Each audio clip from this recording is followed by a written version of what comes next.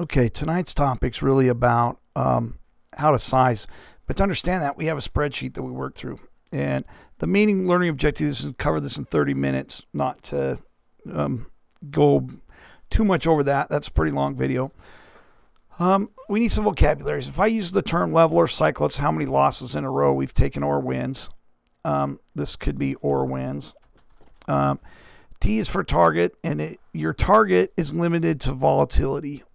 S is for stop. It's limited to Brownian motion. Brownian motion is if you have a semi driving down the highway and your kid goes to pass it in his car, how far does the semi swing back and forth? So usually I tell my kid, hey, you're going to pass that semi, give him some extra room because the wind will grab that, and he has a normal sway between the lines. Okay, now a good way to explain that is just to look at this. We're going to bring up two lines right here. We're just going to make them thicker. Okay, and these two lines, they deal with a road. Okay, let's make the middle one a dashed line. And here's our semi. Now, Brownian motion really means here's a semi going down the road, and he swings over past this line, past this line. And that's the simplest way to explain it to you, is that it's the movement between the 2 points. Or in stock terms, it would be like this. If you take a trading range, now a trading range is defined as R to S, so resistance to support. We're going to grab a trading range, and we can actually calculate this. There is a formula for it. The formula involves a concept called a drop back rate. So we're going to define Brownian motion right now. Okay, we're going to bring in a simple thing. I showed you one example of it. This is resistance minus support. Now, resistance minus support, what that gives us is a range. Now, a range also has price involved with it. So we have resistance minus support, and we have time. This scale is time, and we're going to make that with an arrow on it. Okay, and this scale is your price scale and the rise in it. This box that I'm going to put on here is going to represent, and you'll see me use these a ton. It's called a volatility box, or a price and time box, or resistance minus support. There's lots of names for it. Okay, lots of traders use them, but it's how far it travels in time. Okay, it's how far it travels in time. This is a time scale. And how far it travels in price. Okay, now this is important. It's really important, because if I take this and I take the simplest measurement of price over time is it's really a calculation of historical volatility. Now, I'm going to grab out an article off of Equus.com, and they have a really cool article up here by a guy named, I can't think of it right now, Steve Akalis. Now, Steve Akalis, he used to own Metastock. He wrote a book, sold it, and it's a really cool little company. It's some of my favorite software in the world. You'll see me use it a lot. If you come in here to support, and what you do is you come down here to the bottom, and it says technical analysis from A to Z. This is like a $70 book. It's free. We're going to go to references, and we're going to go to A, and we're just going to go to average true range. This gives you the mathematical calculation of average true range. Essentially, average true range is just the movement of one bar on any one time frame, but we'll reference it so you can read it later. So a simple movement of price over time would be an ATR. So what is an ATR? We're going to put this up here. And this would be an ATR. All right. Now, an ATR is the movement of price over one bar on average, about. Okay. So it's P over T equals HV, historical volatility. The price over one bar, time equals one bar. Now, why is that important? Well, if you get these, let's just take a normal stock or commodity or anything. We can bring up SPY. It doesn't really matter. We can bring up anything we really want. Okay. So this one, I'm going to remove all the little buttons on it. Okay. Yes. all those indicators. Nope, I didn't get it all. Edit, delete all, and symbols. Okay, yes. Now, if I bring this up, I'm going to go in here and I'm going to attach something that shows support and resistance. All right, something I made in here. Now, what this does is I'm really interested in a couple different things. Okay, I'm going to measure between resistance and support. That gives us our volatility box that we talked about earlier. But I'm going to grab an indicator. It's called ATR. Now, ATR, I'm just going to drop it down in that window. It moves about $1.22. Now, my question is, if this moves up $1.22 and I look at it and go 1, 2, 3, 4, 5, 6, 7, 8, 9, 10, 11 days. There's 11 days between support and resistance. Maybe 1, 2, 3, 4, 5, 6, 1, 2, 3, 4. 1, 2, 3, 4. This one looks like I skipped one. 1, 2, 3, 4. So maybe on average this goes up 4 days. Okay. The question is, how often, or would it go up 4 days in a row straight up? No, it doesn't do that. In other words, we said that its ATR was $1.22. Does it rise $1.22 times 4? That's very, very rare. That's a term that's called range up. And ATR up means that you're trading at the top of the bar. So let's make some more vocabulary words. Forgot where we put this. I think we put it right here. So vocabulary, we're going to put range up. Range up equals the average movement on price scale. Movement on price scale. Price scale between R and S, between R resistance and support. We will call this R&S from now on. Between resistance and support, how far does it move on average? Okay, if we are up the average, if we are up average or greater, average, AVG is the abbreviation for average, or greater, we are range up. We are range up. Now, ATR up means I am at the high of the days, high or low of the day, because it could be ATR down. So ATR up really means we're trading at the high of the day, and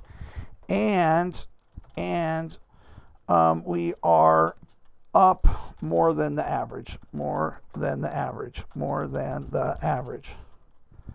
the average. Okay, this is very, very, very important, because if I bring this up and I look at this, I need to know what ATR up is. Now, what I'm going to do is I'm going to get some new terms. Drop back rate.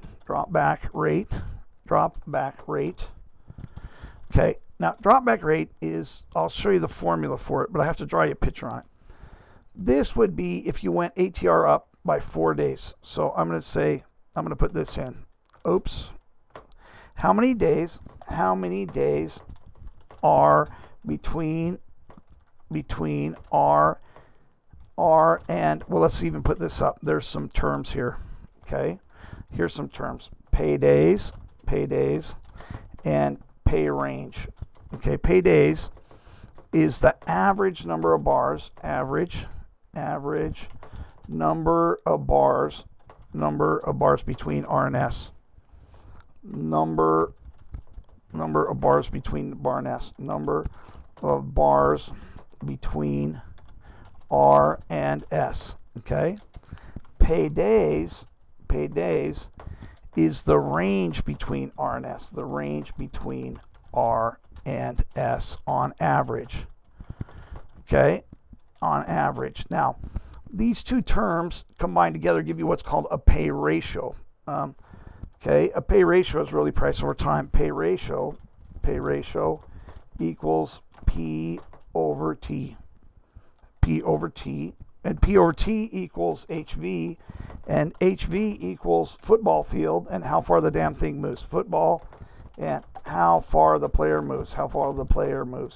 Okay, now if I take this and I come back in here and I say, well, I've gone up my number of paydays, and the paydays is 4. So I'm going to take paydays times ATR equals theoretical move. Okay, what that means is, do you ever travel ATR up, ATR up, ATR up, ATR up. No, not very often. So let's put some numbers to this. 4 days between R and S, between R and S on SPY, and its ATR is 1.22. Okay, I think that's what it was. Let's take a peek at our chart. 1.22. Now let me show you where that is. It's right here. Okay, that's the height of one bar. So I'm going to draw you a little picture. This right here is the height and width of a range. This is the height and width of a range. Okay, an average range. And ATR is the height and width of a bar. Okay, that's one bar. That's approximately what an ATR is. That's a range, and that's an ATR. Now, if I pop this in, excuse me, I keep hitting the wrong button over there. If I pop this in, I say, what's a drop back rate? Well, this thing that I showed you gives us the theoretical price, but we're going to calculate out another important thing. And I'm going to drop the font size here so I can fit some more on. Well, that's all right. We'll just move it down a screen. Okay. If we come in here and we say this, now look, this isn't what it normally moves up. Pay range is the average movement up. It's the average movement up, okay? So we can say this. We can say this right here. We can say that pay range, the average distance now in height. Dang it, I keep doing that. The average distance in height right here. So this is your average maybe distance in height that we determined. That's my average distance in height, I'm going to say, okay? How far it moves normally. That movement right there. I did it again. Okay, if I get my pay range and I minus it from my theoretical, well, it'd be the other way because theoretical range will be, it could be smaller, but that's just a data sampling error. Like maybe you're sampling 300 bars to average the top one and 14 bars to sample the ATR. But normally, barring data sampling, where the time sequence is out, the theoretical move is always greater than the pay range, as a rule of thumb. Now, if I take the theoretical move, and I want to really make this capital right here, theoretical move, if I take that minus the theoretical move right here, so I'm saying, well, it could go up, but it's not going to.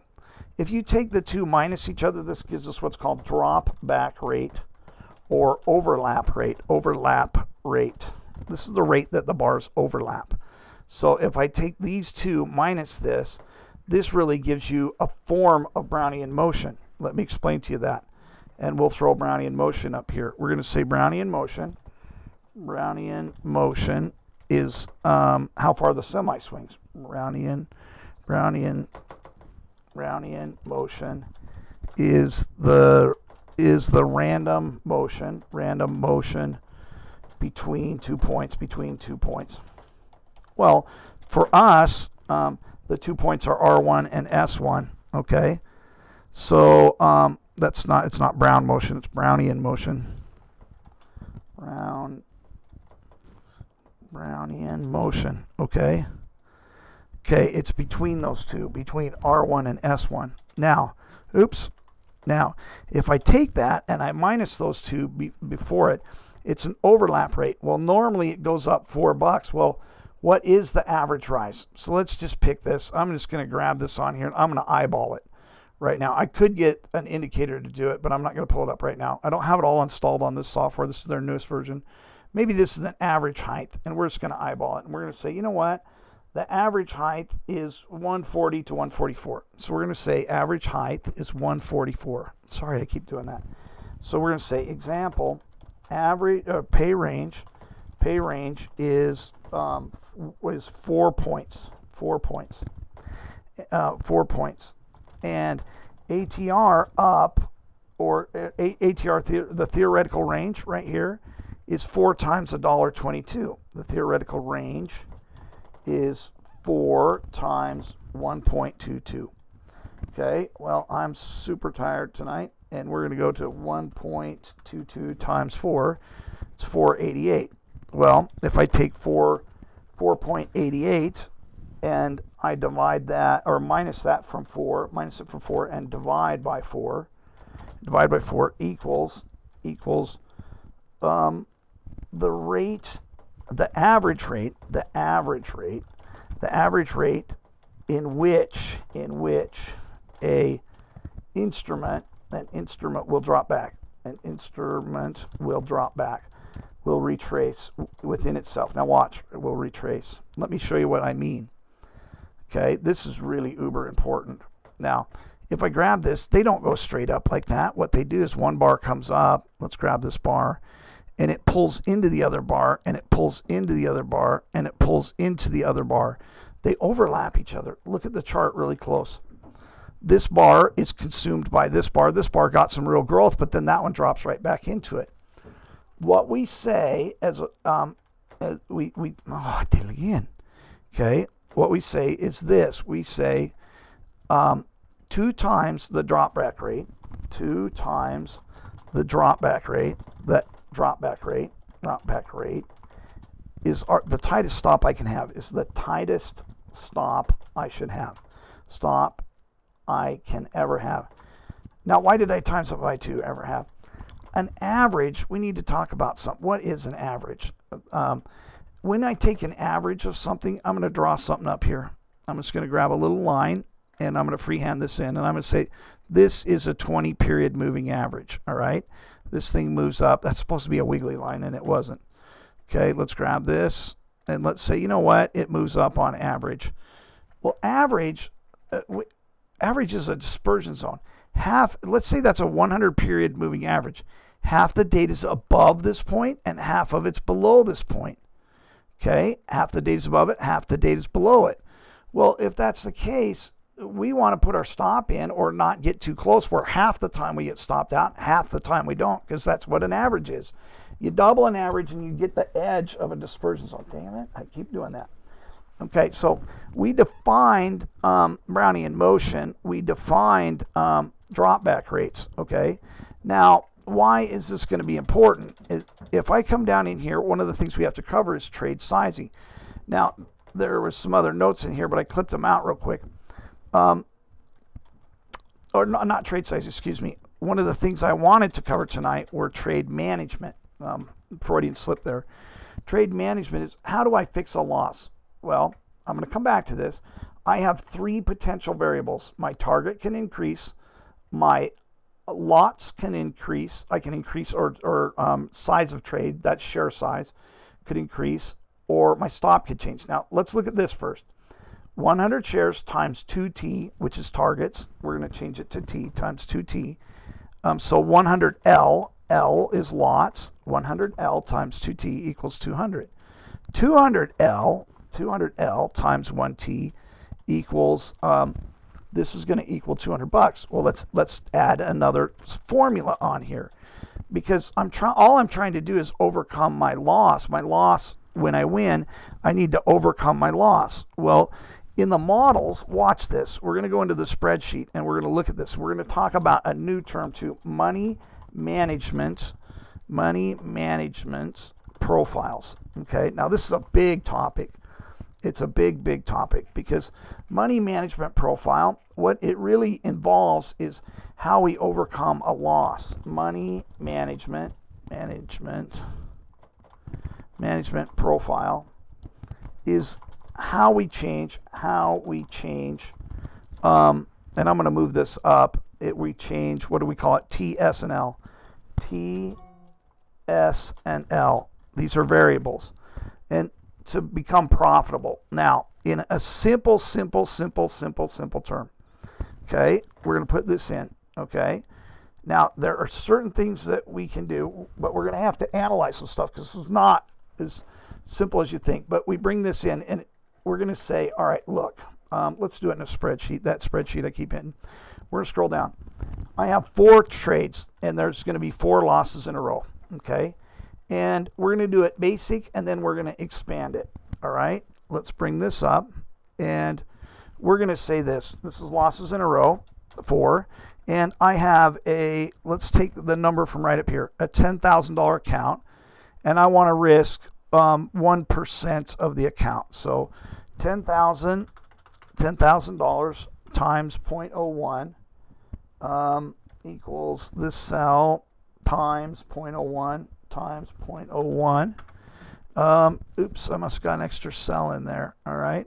It's $100. So don't even click on the cells. It's $100. Let's make sure that this gets a little bit bigger so that you can read it on the font size. All right. So it's 100 is how much I can lose. Well, if I divide that by 4, and I come up here and I say, well, what is 1/4 of 100? 100 divided by 4, it's 25 shares per 1. All right. Now I just want to pull that out. But my question is, do I have to risk all $25 to the first trade? No, because let's put this up. Account size. Okay. Risk in dollars, which is 100. Loss in a row. Let's put this above it. Losses in row. Okay. Size amount per trade. Okay, now let's come over here and we're going to put in loss in a row again. Loss in row. And then what we're going to do is we're going to come down here and say, well, what if I did this? Now this is where it gets a little bit trickier. We're going to add something in. We're going to losses in a row in one column and wins in the second column. Win in row. Okay. In a row. And this one now is going to be called a cycle number right here. Cycle number would be, let's put it right here, 1, 2, 3, 4. Let's make this all bolder so I can see it. Okay, let's go up to 14 font, 15. Oops, I want to bolden this up. All right, so now what we're going to do is we're going to take win in a row. Now, if I do this and I come down in here and I say this, look, how many losses in a row can I take? Well, let's say I lose 20. Let's say I decide to lose $10. All right. And over here, I win $20 and because it just ran. And then how much do I have to, can I size on this? Well, dynamically, I can come down here and I'm only willing to lose $100 on a sequence of trades. We could add the 20 back in here and say 120, but we're not going to because it's a little too complicated for what we want to cover right now. But we're going to say this. We're going to say losses in a row. Now, on the next trade, I could go even bigger. So I'm going to put something in. I'm going to say, I want to get back my $10. Well, I already did when I won it. So on the next trade, maybe I lose $30. Well, how can I overcome the $30? This is just an example. I'm down 40 altogether, and I only want to do 100. Well, I could go in here and change the sizing. So this isn't quite working out quite the way I wanted. Let me get one more row of detail in here. Okay, because this one really needs something else. I'm going to shift cells to the right. How many shares? It really needs how many shares? How many shares? And remember, this column right here is called cycles. Cycles. Now, we're just going to spread this part down here. We're going to clear it off when we're done. But we're going to say this. Well, I'm going to risk one. I'm going to start with 100 shares. And I have to have a benchmark. I'm going to put in a benchmark. And my benchmark is 100 shares. And I'm going to use a $1 stop, because I'll be down 100. All right. So if I come in here and say, well, wait a second, I have 100 shares. If I use a $1 stop, I'll be down $100. Well, I used my whole 100 on that. I can't do that. So I can't have 100 shares. My benchmark then, my starting size, we're going to change benchmark word to starting size. The starting size of the position isn't going to be 100. Okay, it's not going to be. The starting size is going to be $25. If I lose $1, I'm going to be down $25. Okay, it'll be down $25. All right, fine. And we're, for the sake of it right now, our targets and stop are same. So theoretically, if I sized again at 25 and I won, it's an equal distance stop and target. The only reason I'm using equal distance stop and target is I don't want to work through all the math right at the moment. Just bear with me. We're going to simple. The target is the same as the stop. Okay, it's important because we don't want to get it too complicated yet. Now, what we're going to do is we're going to say, okay, I'm at even. I haven't lost anything. I haven't lost anything. Well, in my units, I had allocated $25 to each one of those. Well, I could put the same stop in, same stop, and now I'm down $50. Well, how am I going to get the $50 back? How am I going to make profit? Here's the real question. Look right here. I had 25 shares, but I only made back my 25 bucks. I didn't make any money. We may want to do that, but I'd like to make some money. What if I put 50 shares in here? This means theoretically, if I lost, I would lose $50 more. Okay, because it's a $1 stop. Haven't exceeded my risk profile, but if I win 50 bucks. Okay, let's say I lost. Well, what I did is I doubled my size. That's one thing I could do. Well, remember, I have 3 variables that I can change here. I can tighten my stop, I can increase my size, or I can change my target. So let's say that instead of going for I doubled my size, and maybe I'm going to cut my stop loss in half. So I'm going to say, oh, okay, now my stop loss is going to change. We're going to say, instead of because we're taking equal number of shares, a $1 stop, and we're taking, because let's put our variables in here, a $1 stop, $1 stop, okay, and we have in here a $1 target. Okay, well, what are our variables? They're T, they're S, and L. All right, so let's go in here. Let's see how can we change these. This is our share size that we've got in here. So what did we essentially do here? We increased to get back to recover our loss and get up there. We took 25 times 2, which would be essentially saying L times 2. L times 2. So we took 25, which is our share size, times 2. Well, okay, so if we win, we win 50 bucks. If we lose 50 bucks. Not necessarily. And do I have to do this all the way? I want to make 50 bucks. I want to make my 25 back. So here's the goal. I want to make my 25 back and get 25 more because I'm working. I need money. So what happens if I say, well, I'm going to put number of shares, and this is losses. I'm going to call these columns right here net effect. Net effect. Okay. I'm going to add a simple spreadsheet in here. I'm going to insert some shells, and I'm going to shift them to the right. Insert cell and shift it to the right. And right here, I'm going to call this one T, and we're going to call this one S for stop and target. Okay, well, we started out on this one. It wasn't one. It's just 100. Okay, and we started out over here at 100.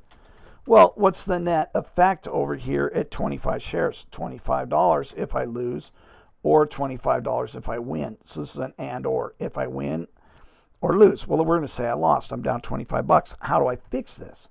I want to make 50 now because I want my 25 back, damn it. So I could go to 50 shares, 100, and I could go to 100. Now, this is going to come up here, and I will win my 50 bucks. Cool. If I win 50 bucks, but if I lose 50 bucks. Why don't I have to do that?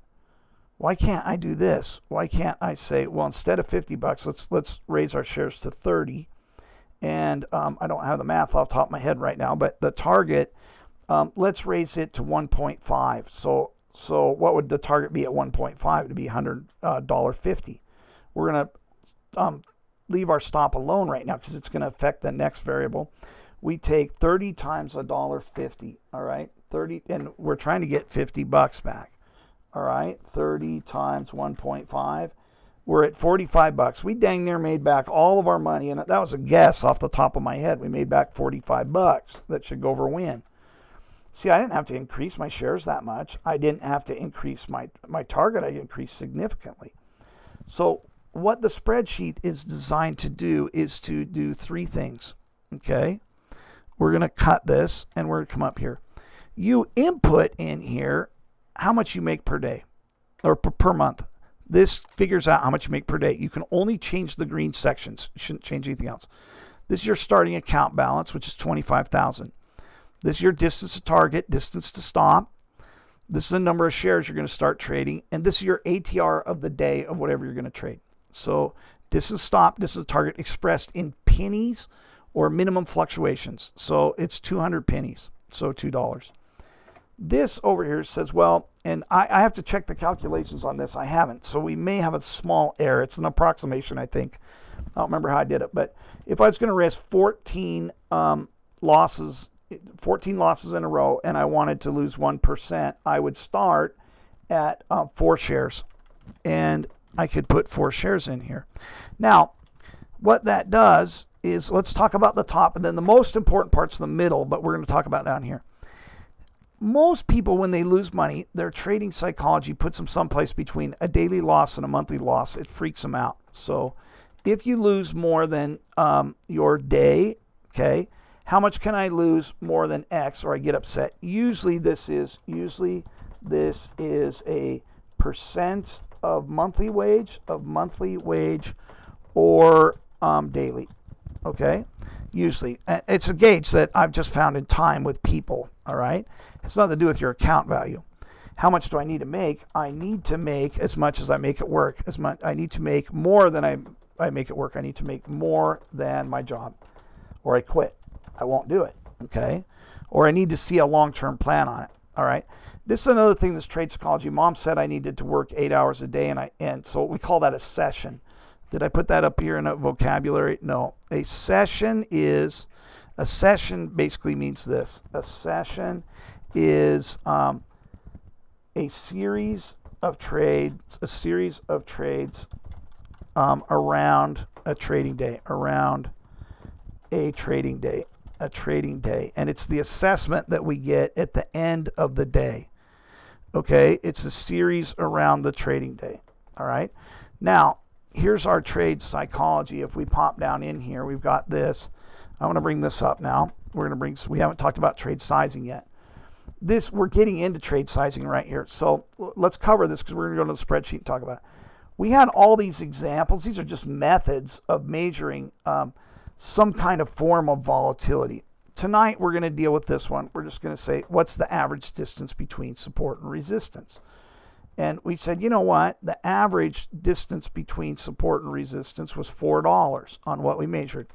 So the distance on average between R and S was $4, and that's what we represented. So it's just a method of saying what is volatility. And remember, an average, half the data points are above it, half the data points are below it. The safest one is 2 times the average. Okay, but that means that rarely would you hit that stop. That's called a loose stop. To me, a tight stop lands right around that average is a good way to look at it. Okay, so what we're saying here, we're going to say our distance to stop is $4 and our distance to target is $4. And we want to lose, let's take the medium one.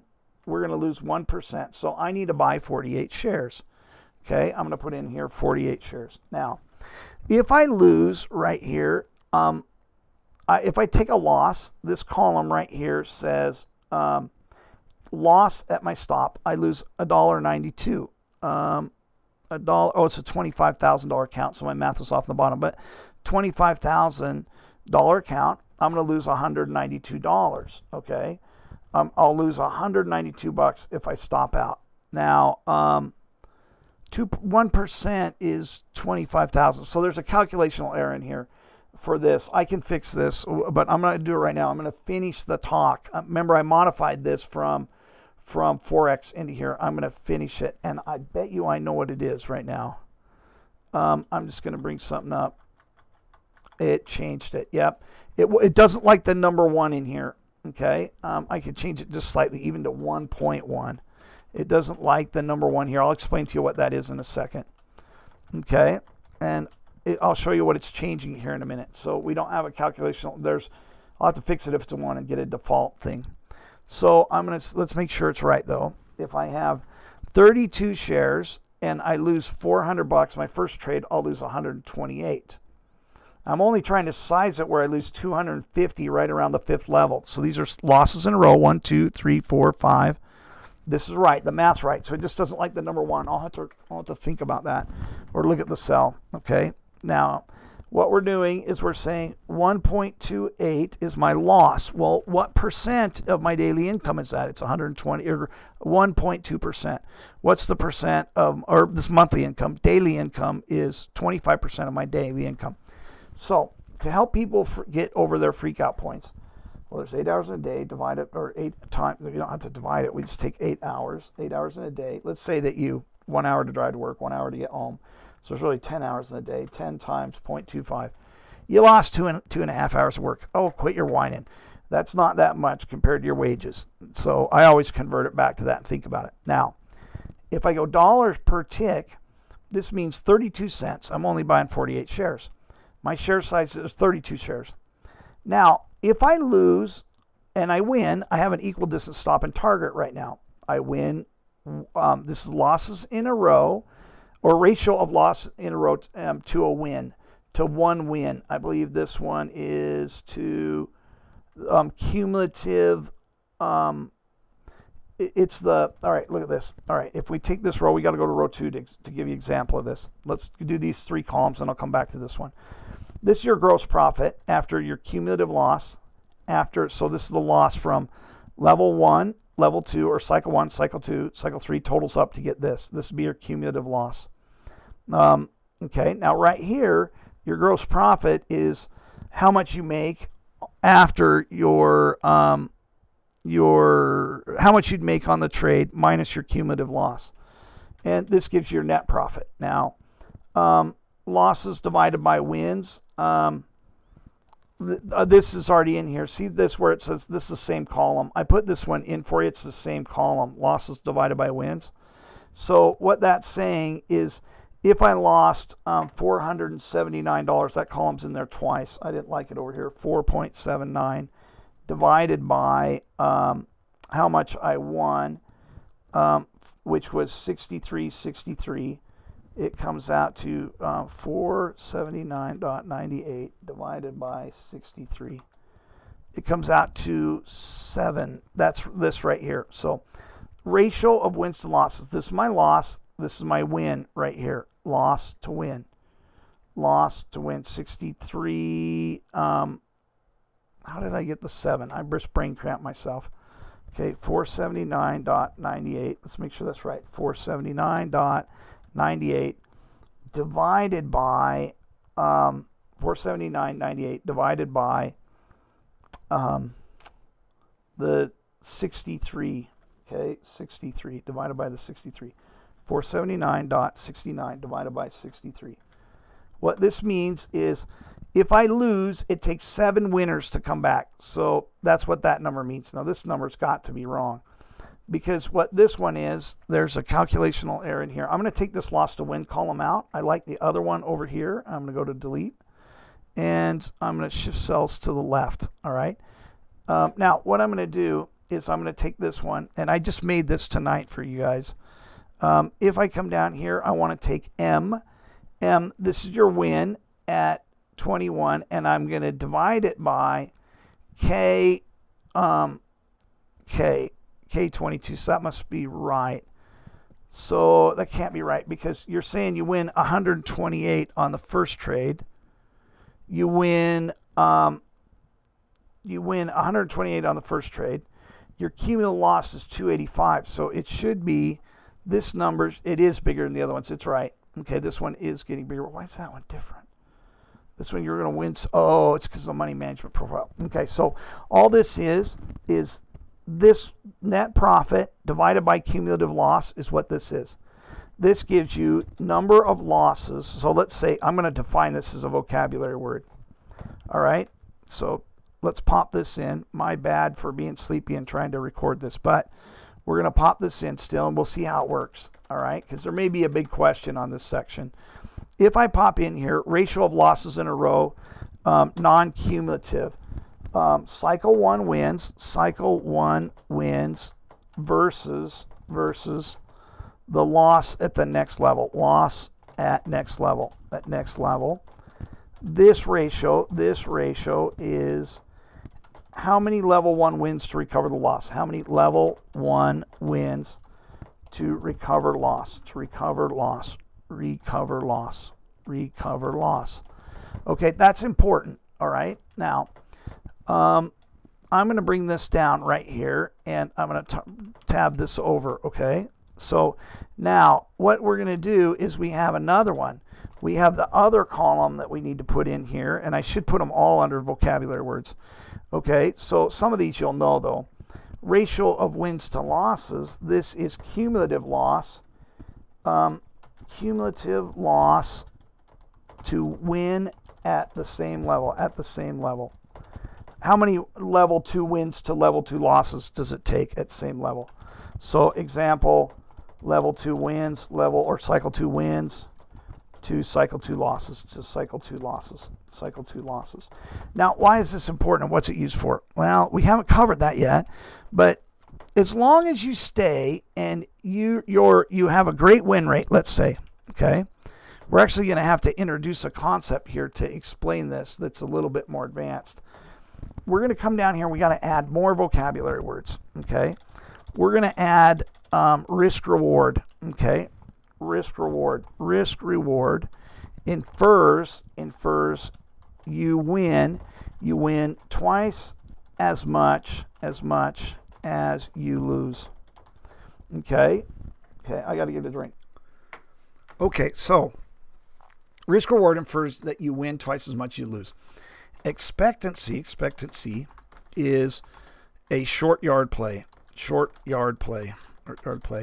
You lose more than let's see, you lose more than you win, but you win more often. Okay, now I'm going to give you a great little website, and this will be to explain this. It's a trading tool that will explain this really well. It's called Trader Mike's. It's for stocks. Trader Mike's expectancy. Okay, so if we come into this and we go into Trader Mike's expectancy and we grab this and we look at this right here, okay, and we pop this in and we grab this right here, all right, and we drop this in. Okay, I'll explain to you what it is. Now this is important because now I got to draw an image. Everything we have in here is yin and yang. And, you know, I can't draw a dang yin and yang. I wish I could. I can draw a teeter-totter, but a teeter-totter is pretty damn close to yin and yang, all right? Not spiritually or conceptually, but it gets the point across. And a teeter-totter is easier to draw. You try to draw a yin and yang freehand. You know, it's hard enough getting an exact little triangle up here. Okay, so risk, if we come over here and we say risk reward, and over here we have expectancy. And I'm going to grab it because I spelled it wrong. Oops, we'll grab this. What we're going to do is we're going to say there is some rules here that become uber important that we have to figure out. Okay, that I'll fix in just a second. Expectancy is, okay, so we're going to come up in here. And the reason that this becomes uber important is we have down here losses in a row. Losses in a row. Okay. Now, we have our variables to fix things. We can do T for target. We can increase L for size of shares, number of shares, and S for stop. Well, if you take lots of losses in a row, you can never increase L. L cannot be increased with losses in a row, with many losses in a row. I'll show you the net effect of that in a row. Okay, so but it's okay to increase then T with not many losses in a row. Okay, so I'm trying to get this all to fit on the screen because we're going to paste this in. L is a variable. It can't be increased with very many losses in a row. All right, now I want this to be uber beautiful. All right, so this is my ADD kicking in, or no, excessive compulsive. Okay, this is what a compulsive person would do. He'd stop right in the middle and make this exact. Yeah, when I do, when I spell wrong, I have to stop and pause and ponder how to spell. Okay, so let's put expectancy in there. I thought I spelled that right. I thought we had that in here. I thought that was spelled right. Maybe I didn't bring it over. We're going to grab this, and then we're going to be pasting this over there, so we want it all right. Expectancy, then we can say, is if I don't have zero low losses in a row, we can increase L. We can increase L, okay? Otherwise, we can't. Now, this becomes important. It also is a huge psychological problem. Some people cannot endure multiple losses in a row, even if they're small. It freaks them out. They have to win, so they go for short yard plays. So we're going to make some inferences with our models here, and we're going to say this. we're going to put this in, and oops, not expectancy. Now it did this the other night when we tried to do this and paste it in. So what I'm going to do is I'm going to cut this way. It didn't like the way we did it the other night, so I'm going to pop this on. We just got to wait for just a second for it to come up on my other screen, and then we'll paste it in here. Okay, we'll go to paste. All right, now hopefully that'll come in. It did the other night. It just finally popped in. If not, I'm going to save it. Just in case, I'm going to save that image. And I'm going to call this image yin and yang of R and R. R and R means risk and reward. It's the yin and yang of risk and reward. So we're going to come down in here and we're going to go to our Google Drive. We're going to go to Notes and we're just going to save it. Okay. Now I want that thing out of there. Let's back that out. Now let's paste it one more time. We'll see if we can just drag it in here. Okay. And see if it pops up. Now, why is this important? We're going back to our spreadsheet now. And we're going to say this: what if I increased my target by 2 times, or my lot size? This is L. This column is L. It's size of share modification. It's L. And let's grab that out of there. It won't work there. Control Z. Okay, we want to put L up here. L. And this one is right here. This is stop. And this one is T for target, okay, for target. Now, what we're going to do, and we're going to say, well, what if I increased my lot sizes? Well, what's the net effect of this? Well, pretty soon I'm down $1 million at 14 losses. Well, look, if you're going to take 14 losses in a row, why the hell are you increasing your size? I mean, good God.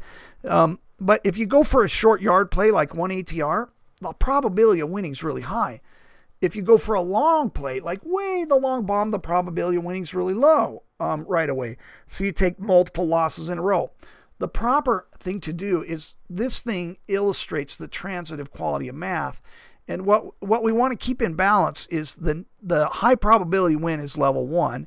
And it can't ever get out of whack too much with your ratio of wins and losses. If these get out of balance, this column, where it's 5 to 6 to 1, 7, 24 to 1. Well, there's no way I'm going to win 1,200 times in a row. 5 or 6 times is reasonable to win in a row. If you're only going for a few ticks or a few, then it's totally reasonable. I've seen systems where the guy goes 200 ticks in a row, he wins. Or 200 trades in a row, he's won. They're not hard systems. They're 1-tick systems, and they're around specific things, specific times of day, a breakout. The problem is you'll get 200 trades over the course of a year, maybe 1 a day, but you're going to have a huge high win rate. You won't get burned on them very often because it's only going for 1 tick, and they use that in futures a lot. It's a 1-tick trade. You go for 1 tick and you let it go, but you cannot, humans can't do this very well because it's an emotional problem. They can't associate the net profit to losses in a row because they're like, oh, hope kicks in. Oh, I hope it's going to go 1 more tick. Well, let's see what happens if you go 1 more tick. What this column is, these are all percentages. This is 2 times the original lot size or share size. 0.88 reduces it times the original stop. We tighten the stop, and right here, but we can only tighten the stop up to the Brownian Motion calculation. That has a minimum. So I should really add this. You have to really figure this out. Brownian Motion, this is the limit. So we have all of our limits. Every one of these is limited. Let's actually copy that out of our notes. Every single one of these things in the spreadsheet is limited. They're limited by losses in a row. They're limited by money. They're limited by, what do you call that? I'm trying to think of the word I want. They're limited by, oh, where's my brain cramped at? They are limited by, come on, this has got me upset. It's not sizing down. We could fix that. Each one of these has a limit to what it can do for the money management. Now, the notes in the money management section, there's not tons of them here. I'm going to bring them up. I'm going to change it in just a second. So I'm going to put you on pause. I'm going to fix my thing. Okay, so let's start getting back into here. This is quite a lot to chew on, but we put in here our trade size. Our trade size, these are just recaps of it, and really we already discussed part of it. This is the part I wanted to get into, trade management, where we just defined L, T, L, and S. They're defined up above. And this thing is demonstrating the transitive quality of math, which is expressed in the spreadsheet. Okay, these are simple expression of spreadsheet. Okay, now the money management profiles. This is super important. If you take the money management profile, this is it. This is it. And there's a yin and yang that we're trying to balance. We're trying to balance that image that I brought up earlier. Let's bring it in here. It's really risk reward. This is saved on the drive. L, we can increase. We can increase if there's too many losses in a row. We increase the target, increase the target, increase the target. Expectancy, we can only increase the lot size or share size if there's few losses in a row. So let's watch that. If we go 2, 2, 2, 2, 2, we exceeded that. Well, we don't have to do this. I don't have to double this. What if I just slightly increase my size? And I'm going to change these to 1.1 only because for some reason it's not calculating right with the value 1 in there. Okay, on this setup. This formula right here uses well, here's the formula. You can see it. It's a power average. And it sets it up so it doesn't like ones when it's averaging out for some reason. But I said, okay, I'm going to take lots of losses in a row. Well, why don't I slightly, and I'm going to say that I'm trading Apple. It moves 13 bucks a day. Well, as long as I don't exceed about my limit is half of the 13. Because then it'll gone back. This is about $7 targets and stuff that keep changing. And what this does is by increasing these, what does it do to my net profit? Well, my net profit, I don't even mind if it's negative after 4 losses in a row and I make back over 1,300 bucks. I only care about this in relationship to my first wins, because the highest frequency of win, because we're dealing with frequencies of winners and losers, and we have to get this data. Like one way to get this data and analyze it on a breakout system, I'm going to give you some stuff. Granted, this is for Forex, but this is where I test some of the models. This is mt4i.com. We're going to go to Black Bourbon V3. Okay. And what this does is this shows you over a long period of time. We go into stats and we go into here. Oh, I can fix that. Let's have it load in the data. At the first of the year, it must have changed it. I want this data to come in. Give me just a second. I'm going to launch an application and it'll read this in. Hopefully it's still running and that's active. It was a year's worth of data collection. I'll be bummed if it's all gone. But this shows us wins and losses in a row, and it's slightly more complicated. Not complicated. It shows you the data. If you behaved a specific way, what would occur. So I'm waiting for this to come up. That's really odd. That has none in there. It's really odd. So I'm going to look at it. I'm going to push pause here in a second if it doesn't come up. This is the account still active. Let's see if it's got 500-something thousand. It does. Let's go to Black Bourbon. This thing will sync right here. Let's go into here. Let's grab this. Auto restart. That's not what I want. I don't want that one. I don't want that one. This publisher will sync as soon as it gets a tick. It can't get it. Ah, dang it. It can't get it this weekend. I'll have to show you that next week because it will bring it all up to current and show you winners and losers in a row. Behaving a specific way with a specific money management system on a specific stock. So this took me 30 minutes more than I thought. But what this does is this system right here, this right here, is a money management profile. These numbers, it's how much I increase T, how much I decrease L or S, and how much I increase or decrease L, and how it affects it. Now, the last columns that we didn't cover, the blue ones I'll cover at a different time. This is percentage loss on the current trade and cumulative loss on the account at each section. That's a 22% loss on the account. Now, we use this as a sample before we code it. Once we get this, we power through it and we code it, we can look at it and say, oh, well, let's code this up. Now, look at this. Our original stop was 400. By putting in 0.88, it brought it down to 3.52. Now, we're going to add one last thing before we go tonight, and it's a little bit longer than I thought. It has to do with trade psychology. The problem that I'm most concerned about, biggest worry. Oh, don't do that. Don't treat me bad. Where did it go? Luckily, it saved it. Okay, this is my biggest worry. Okay, so side note. Ah, dang it. Did not like that. It did not like close. It tried to bring this up. We're going to put side. I want it type side. It's not letting me type there. So do I have to hit a text block? Normal text. Okay, side note. Oh, dang it. What is going on? What is going on? Okay, I'm going to say it and somebody else will have to type it. The side note basically in here, because I've already closed it, I'm going to try to bring it up one more time. Let's just see if it'll do it. I'm going to go back to here, go to Google Drive. Is this. When you size to losses in a row, which are a form of volatility, and you size to that, okay, and oh, it's not showing that I have a Google Drive on there. It must have lost it for some reason. Okay, let's say keep. I don't know why it did that. Let's go back in here. Anyways, if you figure out, oh, it's on there right there. I don't know what I just hit by hitting drive. I don't know what that HTML was. This should be the talk we were given. And it should pop right up, but it's not. There it goes. Oh, it's popping up like 3 times. This is an important factor, so I need to come back and grab it real quick. Basically, it's this. Right down here, I'm going to put this in. I'm going to say side note. Oh, I don't know what's wrong.